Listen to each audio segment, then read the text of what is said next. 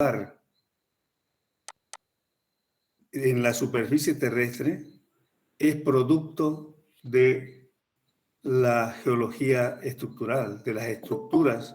¿Y qué son las estructuras en realidad para que se dediquen o puedan hacer, puedan transformar, puedan modificar, puedan hacer de la superficie terrestre lo que nosotros ahora podemos ver?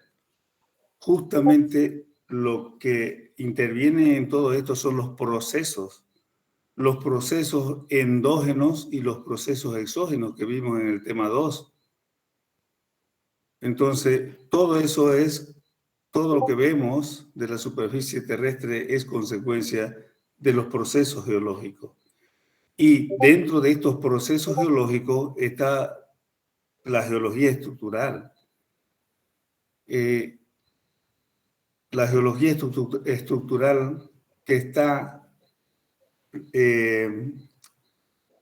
hecha de manera como la encontramos, justamente porque han intervenido procesos geológicos, les decía, entre los endógenos, la formación de montañas, o sea, la orogénesis, con movimientos horizontales, como sabemos, y también la epirogénesis con sus movimientos verticales. Todo eso hace de que nosotros podamos ver una superficie terrestre totalmente heterogénea en cuanto a su forma. Tienen forma de montaña, tienen forma de llanura, tienen forma de valles. Todo eso producto de los procesos endógenos y exógenos, y que los que intervinieron directamente es la geología estructural, la estructura de la Tierra. Tectónica, seguimos leyendo. Tectónica y geología tectónica son términos sinónimos de geología estructural. Tectónica, nosotros hemos visto ya este término, tectónica y geología tectónica. Nosotros hemos visto tectónica cuando hemos visto la tectónica de placas. Y lógicamente la tectónica de placas era la responsable de los procesos orogénicos, epirogénicos, los que formaban montañas, los que daban lugar a las fallas. Entonces, eso es geología estructural. Los movimientos que afectan las rocas sólidas resultan, dice, de fuerzas dentro de la Tierra y causan pliegues, diaclasas. Ese término es nuevo, diaclasa.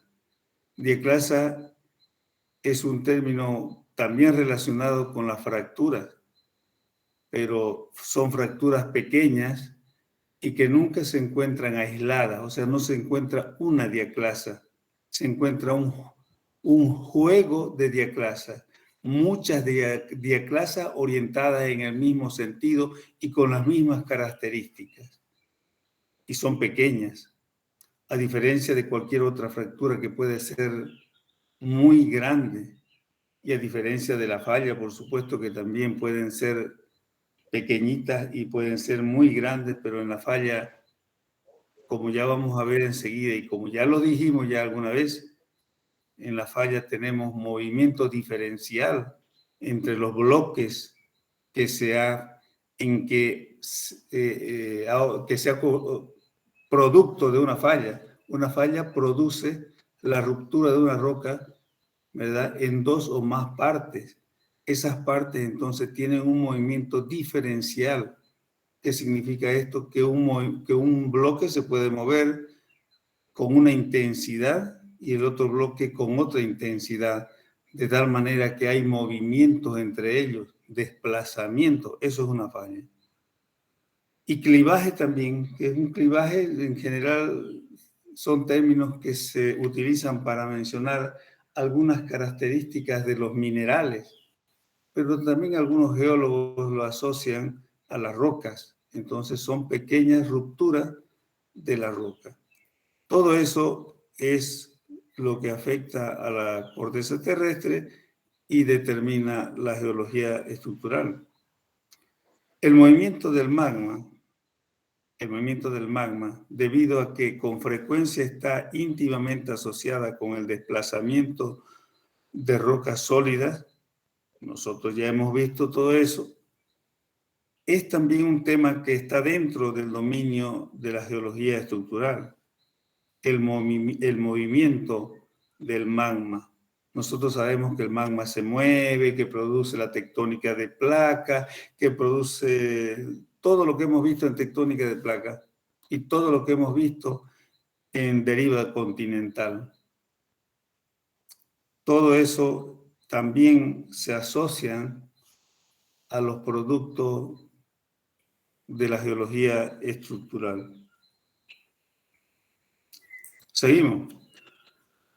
La geología estructural está íntimamente, dice, relacionada con muchas otras ramas de la geología, como por ejemplo la estratigrafía, la sedimentología, la paleontología, la petrología, la fisiología y la geofísica y otras. Nosotros, así diciéndolo muy brevemente, la estratigrafía es el estudio de los estratos. El próximo tema que vamos a hacer es justamente estratigrafía. ¿De qué va a tratar entonces eso? Del estudio de los estratos, la relación que hay entre un estrato y otro estrato. Ya nosotros hemos definido lo que son los estratos. También lo hemos definido como capas. También lo hemos definido como facies.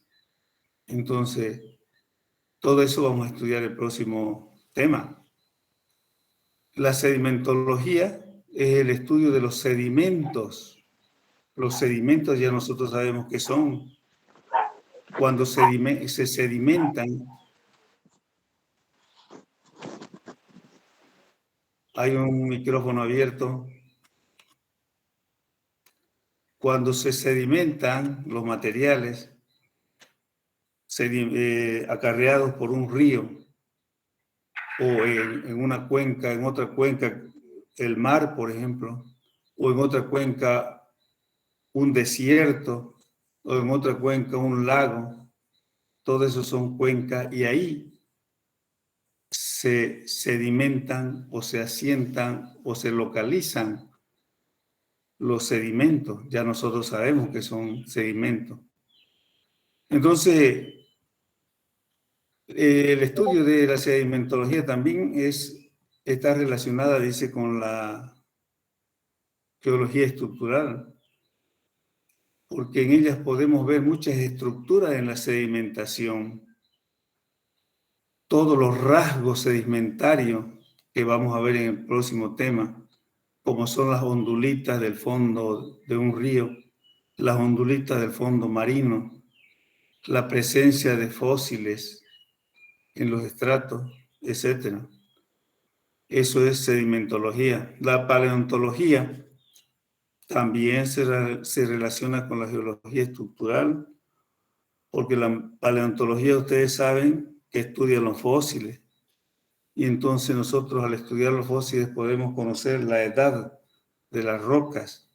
Y entonces podemos deducir, podemos interpretar cuando estamos haciendo una investigación, podemos interpretar si hubo una falla o no hubo una falla en un cierto lugar mediante la paleontología.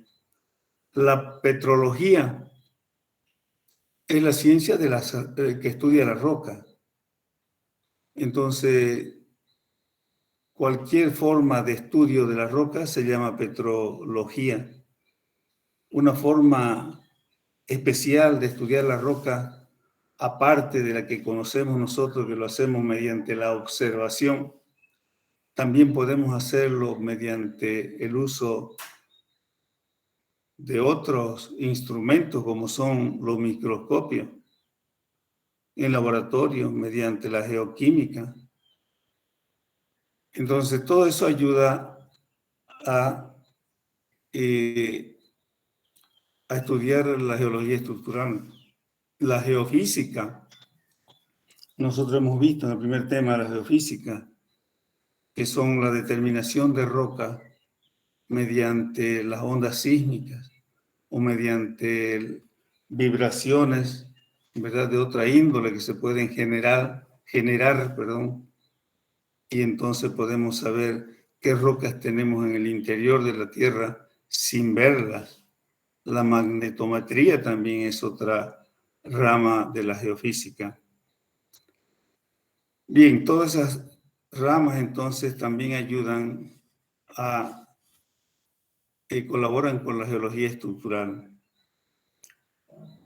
La geología estructural comparativa, nos dice el texto, que se ocupa de los grandes rasgos externos, contrasta con las aproximaciones teóricas y experimentales que emplean el estudio microscópico, que se llama petrografía.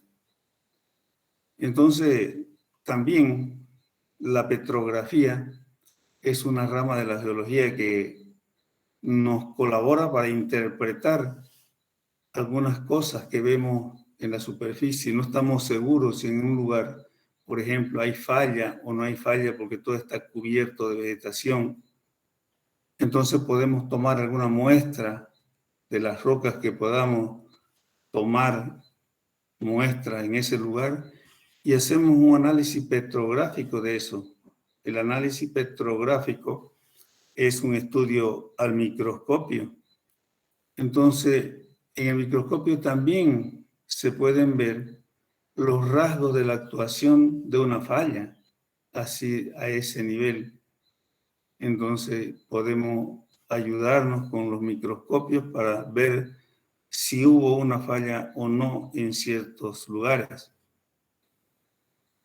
Los geólogos especializados en la búsqueda de hidrocarburos deben usar la geología estructural en su trabajo diario para la detección de trampas estructurales que puedan contener hidrocarburos.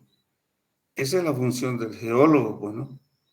El geólogo es el profesional que se encarga de la búsqueda de los hidrocarburos, utilizando todos estos métodos que estamos acabando de ver. Entonces, después de largo tiempo de estudio en un área, podemos decir que en un cierto lugar vamos a encontrar hidrocarburos o una trampa estructural donde pueda haber hidrocarburos. Porque para poder definir un pozo exploratorio donde creemos que puede haber hidrocarburos, hay que hacer muchos estudios. Muchos estudios. En esa área, en la área que nosotros estamos buscando, tenemos que ver primero si en esa área existen rocas que pudieron haber originado los hidrocarburos. Tenemos que buscar también en esa área, o sea, ¿cómo lo buscamos? Haciendo geología de superficie, ¿verdad? Yendo por todas las quebradas, todos los cerros y buscando esa roca que originó los hidrocarburos. No cualquier roca origina los hidrocarburos. Los hidrocarburos no generalmente, siempre están originados por rocas pelíticas. Nosotros sabemos ya qué es eso. O sea, arcilitas y limolitas son las que se vinculan con el origen de los hidrocarburos. Porque los hidrocarburos se originan en ciertos lugares especiales. Por ejemplo, en los límites o las costas de los océanos, de los mares. Ahí suelen formarse algunas lagunas vinculadas con las aguas marinas y vinculadas con las aguas continentales. O sea que esas lagunas tienen una mezcla de agua tanto salada como de agua dulce. Entonces también habrá una mezcla de vida marina y vida continental. Estamos hablando de vida acuática, tanto marina como continental. Pero también, si está vinculada al continente, también estaría vinculada con vida animal, no solamente acuática, sino terrestre, como cualquier animal. Cualquier animal puede ir a una laguna y tomar agua y morir ahí dentro, o ser arrastrado por un río y depositarlo en esa laguna. Además de la parte vegetal, de vegetales, ¿verdad?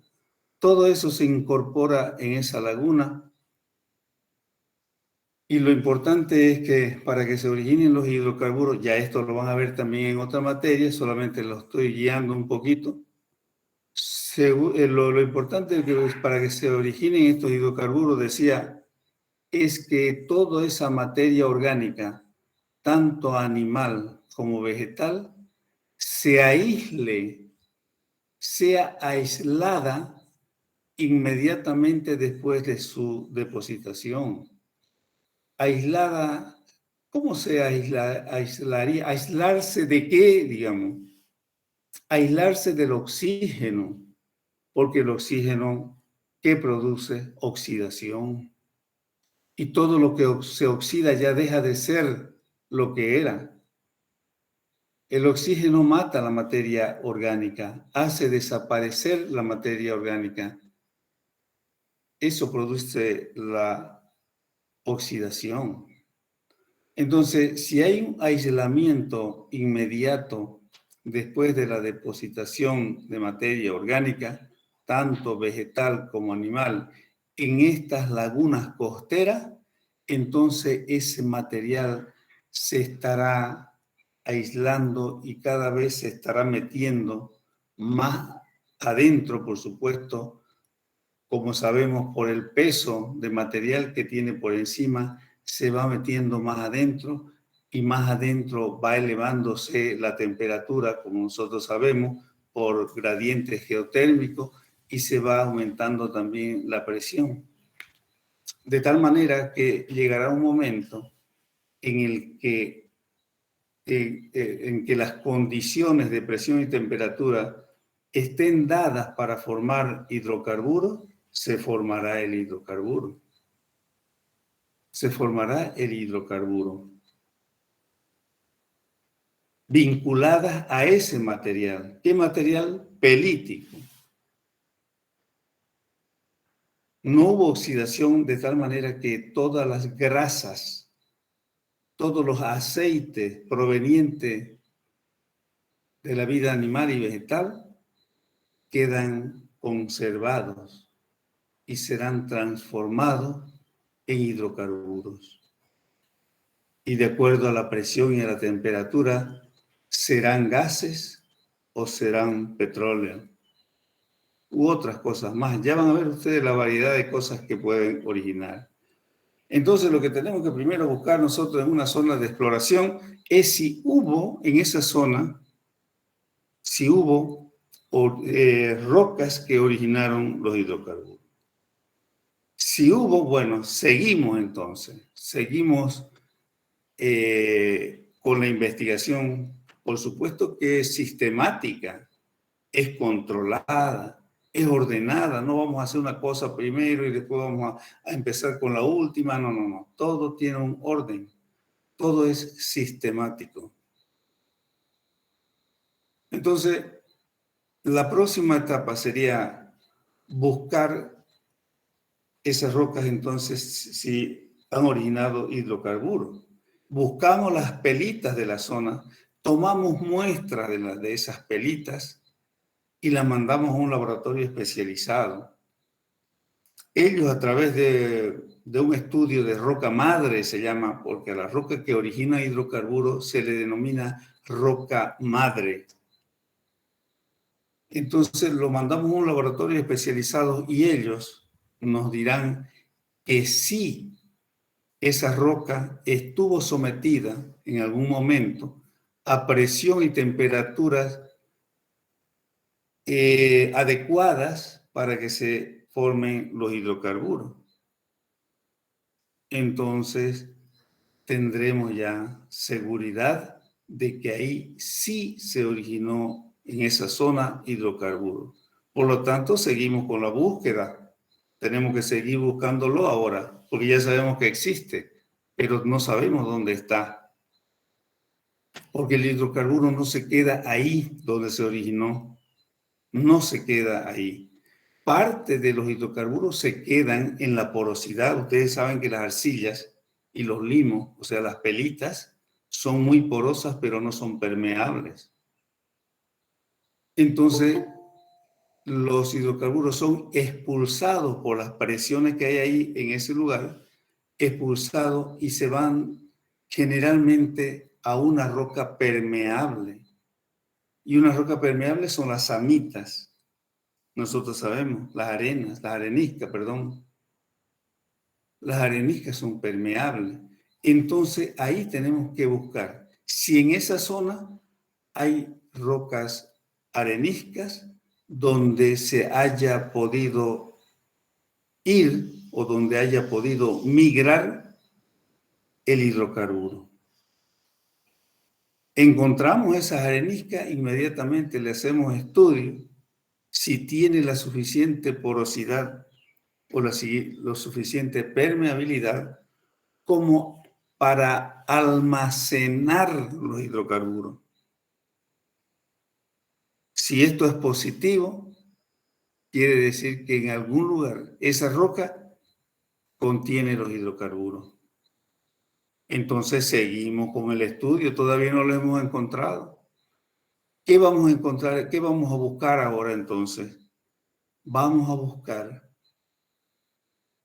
un lugar donde el hidrocarburo haya migrado por esa roca permeable y se haya entrampado en los poros de esa roca, se haya entrampado. ¿Qué quiere decir? Que no puede seguir migrando por falta de presión, o a lo mejor porque la estructura es demasiada plegada, demasiada compleja, que ya el hidrocarburo no puede seguir migrando, porque por detrás de él siempre hay agua, como el agua es más pesada que los hidrocarburos, nosotros sabemos eso, entonces el agua va empujando a los hidrocarburos.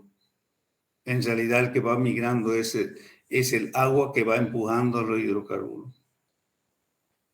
Y llega un momento en que el pliegue tiene tal dimensión que no puede subir ustedes saben lo que es un pliegue, pero más un rato lo vamos a ver más detallado. No puede subir hasta arriba y se queda entrampado en ese lugar. Ahí se quedó para siempre. Si no existe una falla o una fractura, el hidrocarburo no podrá salir de ahí más hasta que venga otra orogenia, a lo mejor, y rompa esa trampa. Entonces nosotros lo que buscamos es esa trampa y empezamos a buscar ya la trampa. Ya sabemos que hay hidrocarburos, ya sabemos que hay una roca que lo puede contener, entonces busquemos dónde está la trampa. Entonces nos ayudamos con la geofísica para ver los pliegues que hay internamente dentro de la corteza terrestre y en la superficie también. Para eso hacemos geología de superficie.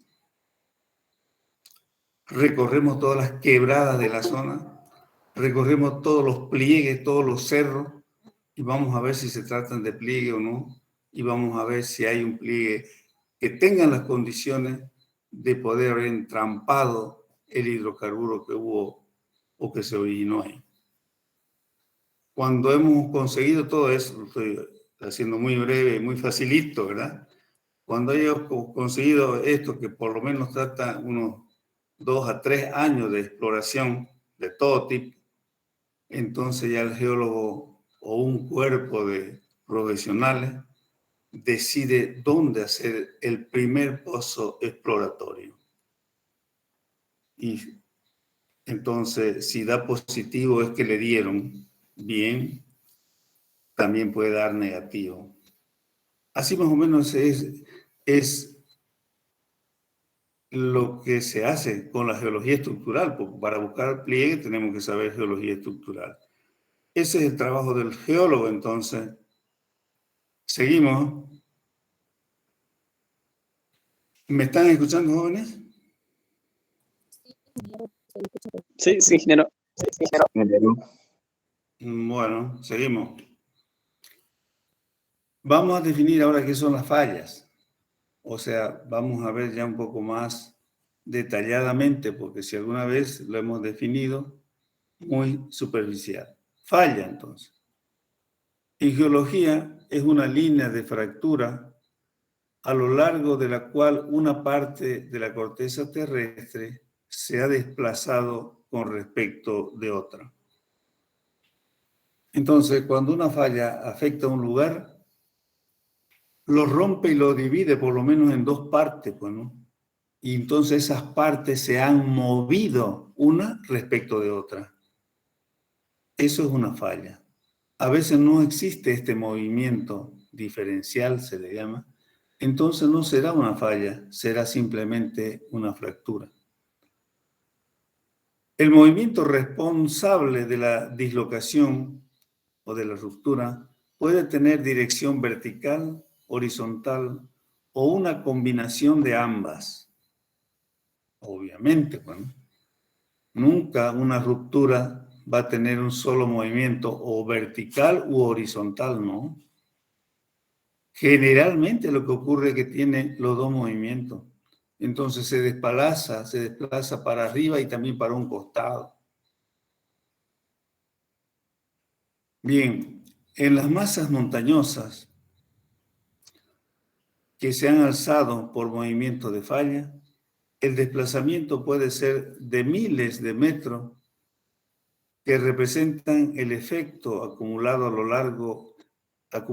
a largo plazo de desplazamientos pequeños e imperceptibles en vez de un gran levantamiento único. O sea, lo general es que las fallas se produzcan lentamente, porque en alguna parte hay algo que está empujando, puede ser una placa tectónica, ya hemos visto eso, que esté empujando y que se esté acumulando la energía en ciertos lugares y que las rocas se vayan rompiendo lentamente, poquito a poco, de forma imperceptible para el ser humano.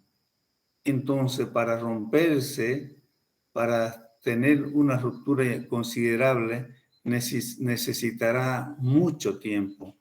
Y cuando hablamos de mucho tiempo, miles de años. Eso es lo que ocurre generalmente con la falla. Pero también hay ocasiones en que los movimientos son bruscos. Y de un momento a otro hay una pérdida de energía en algún lugar, un desenganche, ¿se acuerdan del enganche y desenganche de las placas? Bueno, cuando ocurre un desenganche es que se rompió bruscamente y entonces se levanta bruscamente una parte de la corteza, o se desplaza lateralmente o se desplaza verticalmente.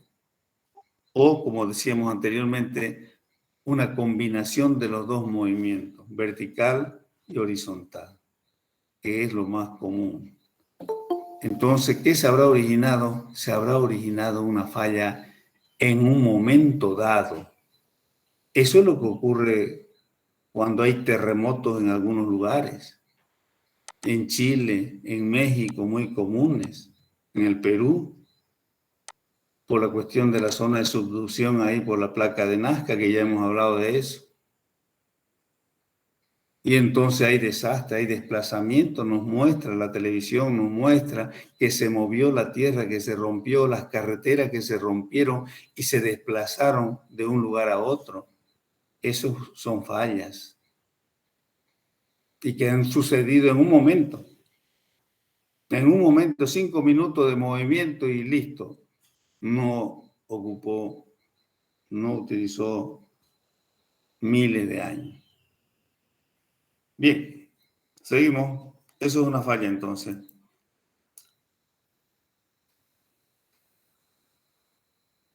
La superficie sobre la que se ha producido un desplazamiento se llama superficie o plano de falla. O sea, el lugar donde ha habido el desplazamiento de los dos bloques se llama superficie o plano de falla. Enseguida vamos a ver los dibujos. Si el plano no es perpendicular, pero el desplazamiento ha tenido un componente vertical,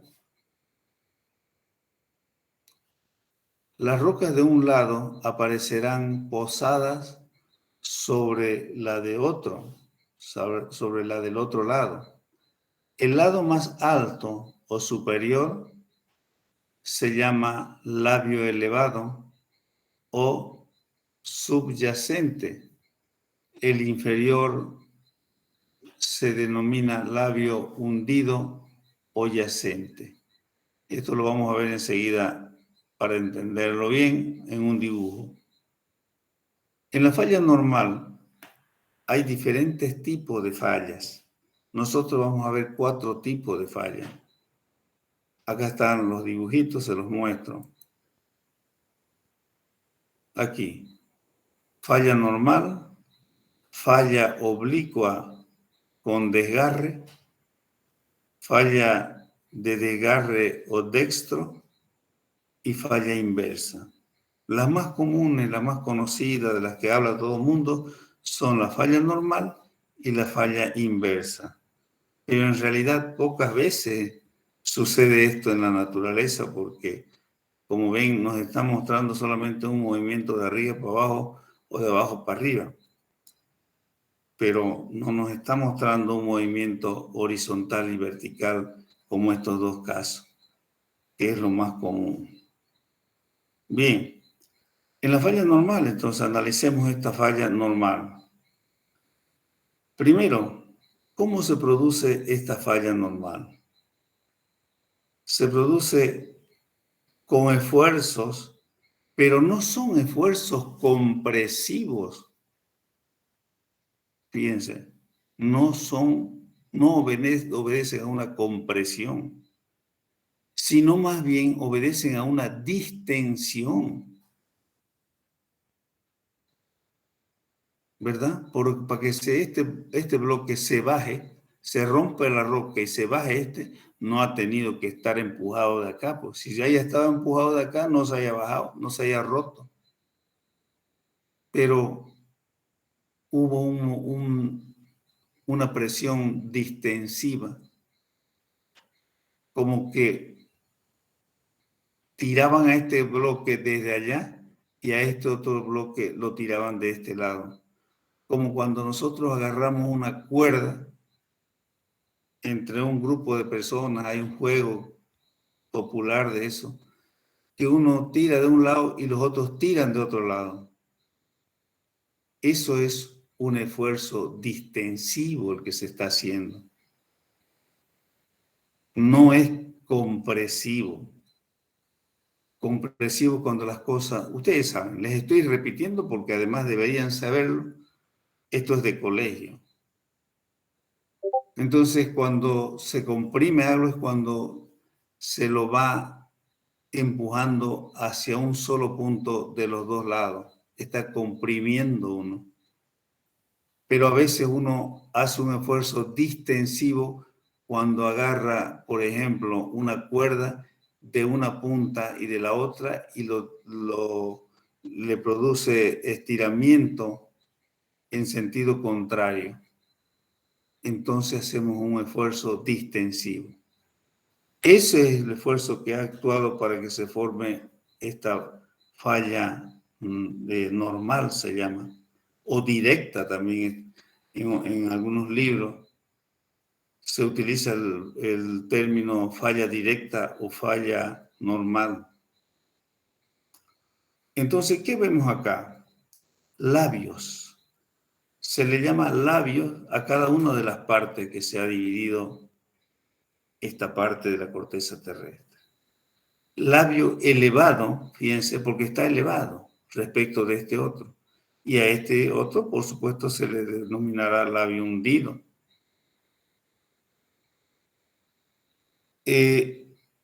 Además, este labio de acá es elevado y es el labio subyacente. Subyacente porque se encuentra por debajo de este labio. Y este labio será yacente porque yace encima del otro. Entonces, este labio es labio elevado o subyacente y este será un labio hundido o yacente. Lo que estamos viendo en este momento son las distintas partes de una falla, y en este caso de una falla normal o directa. Bien, sigamos el análisis de la falla inversa. La falla inversa, como ven ustedes, es diferente, porque acá los esfuerzos son compresivos. Ha venido un esfuerzo acá de derecha a izquierda y el otro bloque ha sufrido un esfuerzo de izquierda a derecha, en sentido contrario. Por supuesto, el bloque se ha roto, ¿verdad? Se ha roto porque estos son esfuerzos que es una presión, no es una presión confinante, sino una presión, si alguien me ayuda a recordar el término que hemos usado para metamorfismo. Presión confinante y presión, la otra presión dirigida. ¿Se acuerdan o no se acuerdan de eso? Sí. Bueno, creo que no, porque nadie pudo ayudarme. Entonces, la presión confinante, y en este caso la que actúa es la presión dirigida, ¿verdad? Que está dirigida hacia un lugar, por eso se rompe. Por eso produce deformación del cuerpo sobre el que ha actuado. En cambio, una presión confinante no produce deformación, produce cambio de volumen. Bien, entonces a esto se le llama una falla inversa. Por supuesto, el comportamiento es diferente. Fíjense ustedes, acá en este caso hay una reducción de espacio y acá hay un aumento de espacio. Bien, la falla de desgarre. Bueno, fíjense entonces acá qué pasa con los labios. Este labio sigue siendo el yacente.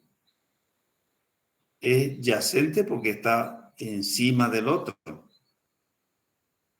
Pero es yacente, pero es labio elevado, ya no hundido como en el otro caso. Es labio elevado. El otro sigue siendo el labio subyacente porque está debajo, pero ya no es el labio elevado, sino es el labio hundido. ¿Verdad? Esas son las características de una falla normal y de una falla inversa. Esta falla de desgarre, como ven, aquí solamente ha habido un solo movimiento, en un solo sentido también, en un solo sentido horizontal.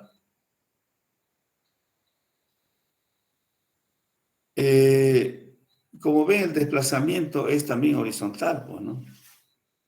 A esto se le llama falla de desgarre. Muy difícil de encontrar, porque uno no puede ver el desplazamiento de los bloques. Difícil, porque todo esto está cubierto ya. Difícil, entonces tiene que valerse de alguna otra característica de la sedimentología, por ejemplo, o de la paleontología, por ejemplo, puede valerse para poder ver que sí existió acá una falla. Y esta falla de acá, falla oblicua con un desgarre, miren ustedes, ha tenido un movimiento horizontal y un movimiento vertical, tiene un componente vertical. Toda esta también tiene un componente vertical y un componente vertical. Y esto tiene un componente vertical y horizontal. No, vertical también, y horizontal también, porque este bloque se ha desplazado con respecto del otro y ha dejado un espacio entre ambos. Estos otros no dejaban espacio entre los bloques. Este otro sí. Entonces aquí no habrá labio elevado, no habrá labio hundido, porque no ha habido esas cosas, sino de que se han separado los bloques. No se ha elevado uno respecto de otro, ni se han encimado, como en este caso, sino que simplemente se han separado. Esos serán los tipos de falla. ¿Alguna pregunta sobre esto, jóvenes? De esto va a entrar seguro en el examen. ¿Hay alguna pregunta? Y en la falla oblicua, ¿qué tipo de presión es? ¿Dirigida o confinante? A ver, un momentito. ¿En la falla en cuál me dicen? La oblicua, con desgarre. Oblicua. Ya. Lo que pasa es que este dibujito acá nos está mostrando como si esta falla solamente haya ocasionado una separación de los bloques, pero en realidad también tiene un desplazamiento, por eso es oblicuo, ¿verdad? Un componente horizontal. Para allá, fíjense, la flecha nos lo está indicando. Esta flechita nos dice que este bloque se ha movido para allá, para arriba y para la derecha. ¿Verdad? Y acá el dibujo nos dice que solamente se han separado los bloques y no es verdad. Entonces, si nosotros tenemos en cuenta esta flechita que nos dice que se han separado los bloques, pero también se han movido horizontalmente, se ha ido este para la derecha y este otro para la izquierda, entonces, ¿qué tenemos? ¿Qué tipo de presiones actúan? Me dice usted. Si se han separado los bloques, esa separación es originada por una presión dirigida, pero no confinante, más no, a ver cómo, me olvido siempre del término, como que fue estirado, como cuando uno agarra una soga de ambos lados y uno tiran de un lado y tiran otro, ¿verdad? No es, no quiero utilizar la presión confinante. ¿Cómo? ¿Distensión? Distensión, exactamente, como lo que uno hace con un elástico. Distensión hay ahí, no, distensión y no hay compresión. Utilicé hace rato esos términos y eso es lo que no me estaba acordando. Entonces, hay distensión acá, por eso se han separado estos dos bloques. Distensión. Pero también hay compresión porque se ha fallado y este bloque ha ido para allá y este otro para acá porque un esfuerzo ha venido de allá y este otro contrario ha ido de acá de izquierda a derecha y el de arriba de derecha a izquierda. Entonces aquí actuaron los dos tipos de tensiones. Por supuesto, son dirigidas las dos. Son dirigidas, no son confinadas. ¿Correcto? Sí, señor. Listo. ¿Algo más?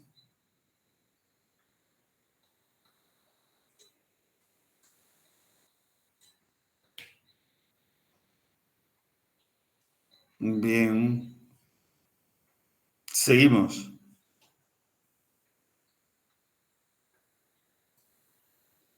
lo que viene después son los pliegues y plegamiento. Leamos un poco. Pliegue y plegamiento. En geología son curvaturas en rocas o en los estratos que la contienen. Cuando los estratos están curvados, ¿verdad? Y las rocas están curvadas, se dice que están plegadas. Eso es un pliegue, son las curvaturas. Nosotros cuando vemos generalmente pliegues en las ventanas, en los, ¿cómo se llama? En las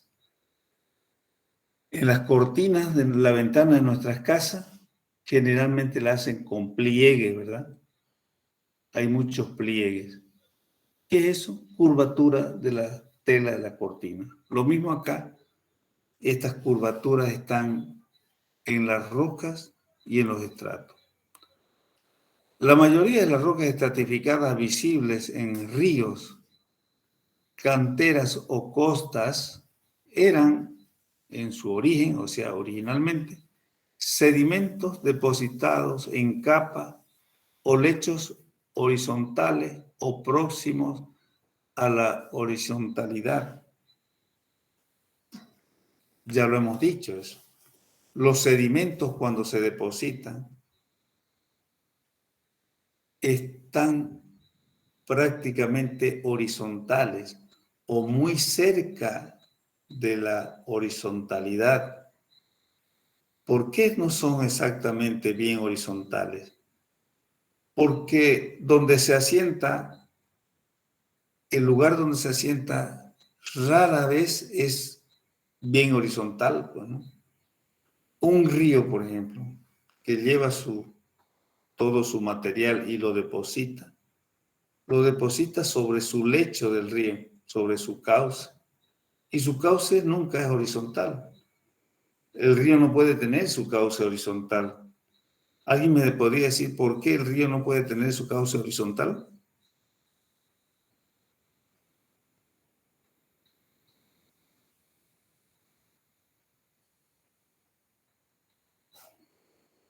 ¿Por qué el cauce del río no es horizontal?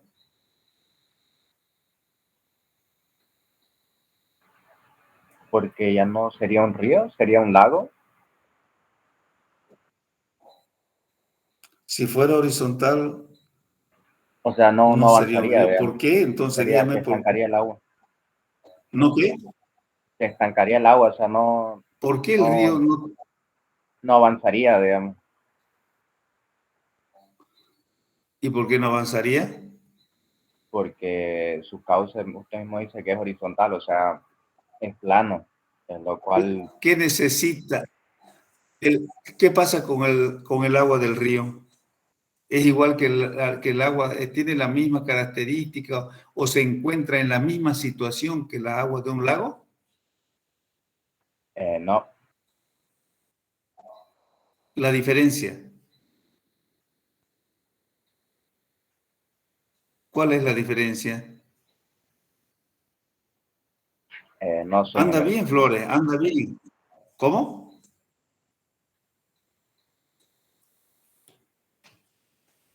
Anda bien, pero falta decir, ha dicho usted lo más complejo, la explicación de dos palabras que tiene que decir. ¿Qué pasa con el agua del río?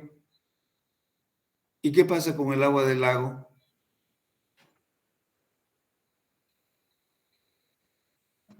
¿Cuáles son sus condiciones? ¿Son las mismas? No, no son las mismas condiciones. ¿Cuál es la diferencia?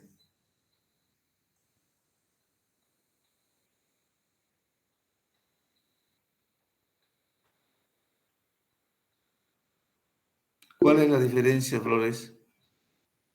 ¿Alguien le puede ayudar a Flores? El río puede desembocar hacia el mar. A ver,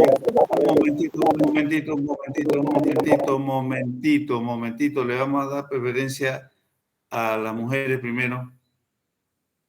A ver, Flores Cuellar, ¿Cuál sería la diferencia de la ¿Cuál sería situación? la diferencia de la situación del agua? Me dije, para mí del lago, crea Kioto, en cambio No. de los ríos A ver, no fluye. se le escucha bien, Flores, no se le escucha bien. No se le escucha bien.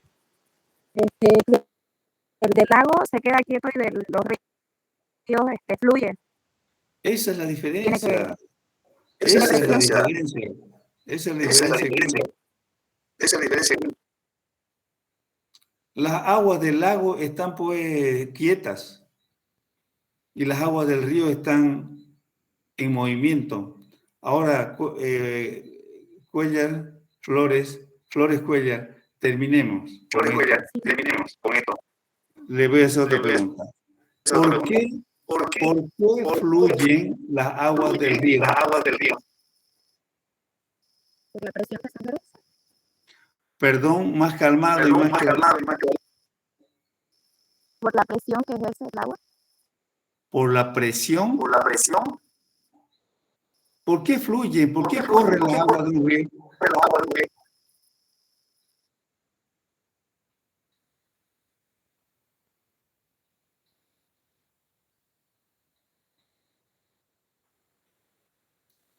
Flores.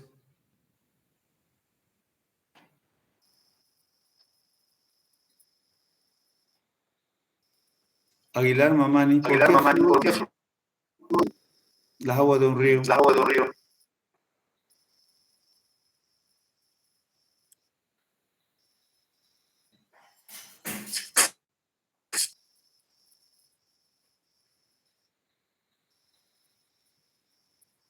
A ver, ¿alguien puede Flores Cuellar, Aguilar? ¿Alguien puede Flores Cuellar, Aguilar? ¿Por qué fluyen las aguas de un río? ¿Por qué fluyen las aguas de un río?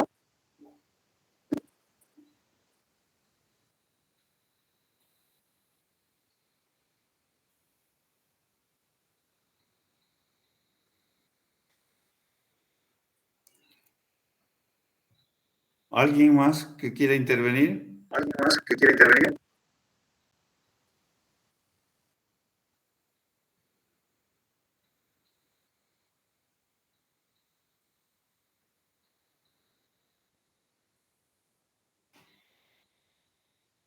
¿Qué pasó? ¿Qué pasó?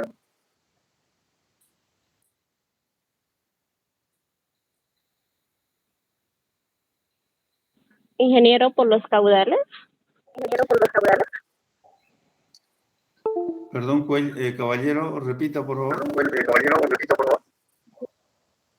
Le decía por los caudales que existen, ya sea cuando se encuentran los ríos y demás cosas. Más despacio, por favor, parece que andamos mal. Parece que andamos mal con internet. Flores, tu micrófono apagado. A ver, dejémoslas a caballero, por favor. A caballero, tranquilita, diga por qué fluyen las aguas del río. Ahora sí, ingeniero, ¿me escucha? Sí, la escucho. Le decía por los caudales que existen, ya que por eso se ensanchan los ríos y por eso es que fluyen. Fluyen por los caudales, pero escúcheme una cosa. ¿Por qué un río tiene caudal?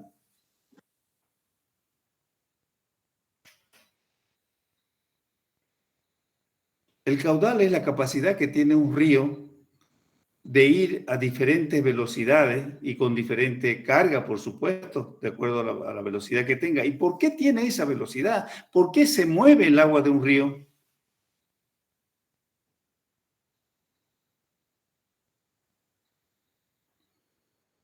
Porque siempre buscan la zona más baja.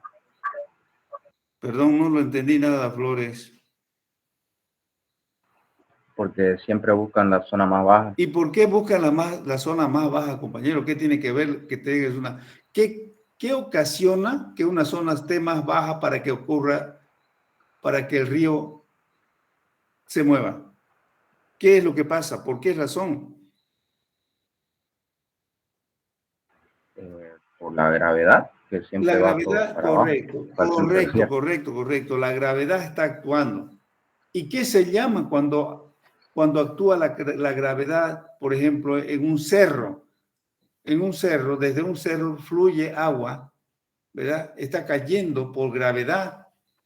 ¿Y qué es lo que influye? Porque de un cerro caerá con una cierta velocidad y de otro cerro con otra velocidad. ¿Qué es lo que influye para que cambie la velocidad de un cerro a otro?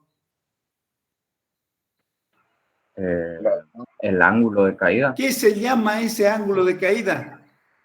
La isostasia, ingeniero. No, No, isostasia. ¿Quién dijo isostasia? ¿Qué se llama ese ángulo de caída, ese ángulo que hace que diferente? Porque si usted me dice que actúa la gravedad, correcto, pero en todos los casos actúa la gravedad.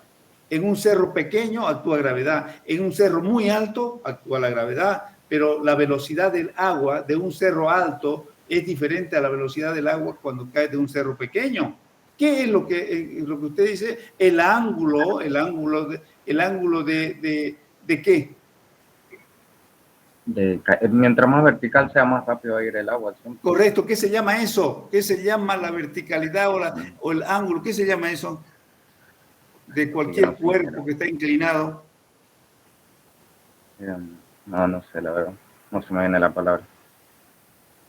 El concepto ya lo hizo, usted lo hizo, pero falta la palabra que uno tiene que emplear, pues, ¿no? Lo que pasa es que ese cerro tiene más. Y Disculpe, ¿pendiente, ingeniero? ¿Cómo?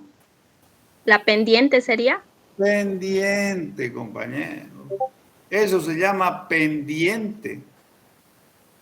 Eso lo han llevado ustedes en física. Los planos inclinados. Por supuesto que actúa la gravedad. Pero cuando la pendiente es mayor, actuará mayor la gravedad. O sea, el componente gravitatorio será mayor. Porque no es lo mismo que venga el agua sobre una pendiente que venga con caída libre, pues, ¿no? Como en una catarata. Entonces, cuando viene con caída libre, es gravedad de 9.8. Su velocidad 9.8 por segundo cada segundo, como sabemos ya. Eso es gravedad. Pero como viene por un plano inclinado, es un componente vertical el que está actuando solamente de la gravedad. No será 9.8. Será la componente. Mientras más inclinada, la componente va a ser mayor. Y entonces el agua se deslizará con mayor fuerza. Oye, qué problema que hicimos por nada más. Es que hay que saber las cosas. Hay que saberlas. Entonces, no es lo mismo que los sedimentos se depositen en un lago que se depositen en un río, ¿verdad? Y decíamos que cuando se depositan en un río, el río siempre tendrá entonces cierta pendiente. No será horizontal. Entonces los sedimentos que están depositándose ahí, por supuesto, no van a ser horizontales, bueno. Tendrán cierta pendiente, la misma pendiente que tiene el río, por algo el río que tiene siempre una pendiente, por más río viejo que sea. Y por supuesto, si estamos hablando de un río maduro o de un río joven, ustedes saben eso, la pendiente será mayor. Y los sedimentos también tendrán más pendiente allá en el río joven. Bien, y por supuesto, si se trata de un lago, ahí tendrán ahí tendrán los sedimentos más ocasión, más oportunidad de ser horizontales, porque ahí no hay pendiente. Ahí hay horizontalidad casi en todo el lago. Mientras más grande es el lago. Hola, ¿me están escuchando? Hola. Sí, Pensé que se había cortado esto. Voy a traer mi cuaderno para anotarlo.